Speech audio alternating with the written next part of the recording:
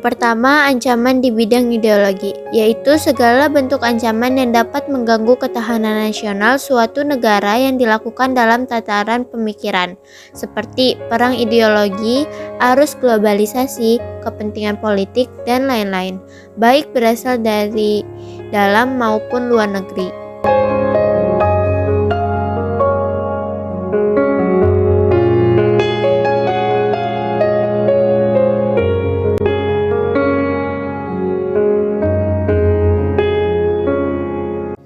Yang kedua, ancaman di bidang politik.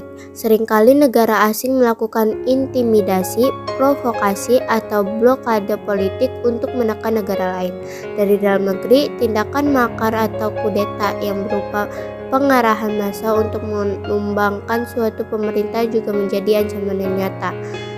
Selain itu, ancaman separatisme merupakan bentuk lain dari ancaman politik yang timbul di dalam negeri. Yang ketiga, ancaman di bidang ekonomi.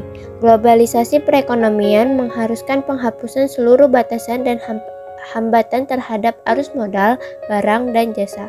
Ketika globalisasi ekonomi terjadi, batas-batas suatu negara akan menjadi kabur dan keterkaitan antar ekonomi nasional dan perekonomian internasional akan semakin erat. Pandemi COVID-19 belum usai. Kondisi ini berpotensi menciptakan ketimpangan ekonomi. Wakil Presiden Bank Pembangunan Asia, Bambang Susantono menyebut, pandemi diprediksi memperlebar kesenjangan ekonomi. Warga yang tak memiliki akses digital akan semakin terpuruk dan tertinggal. Yang keempat, ancaman di bidang sosial budaya. Ancamannya adalah tindakan dan atau konsep yang disebarkan sengaja atau tidak sengaja dan berpotensi mengancam kekayaan, suku, agama, ras, atau golongan. Beberapa contoh ancaman di bidang sosial budaya misalnya, masuknya ide-ide asing yang tidak sesuai norma sosial budaya di suatu negara.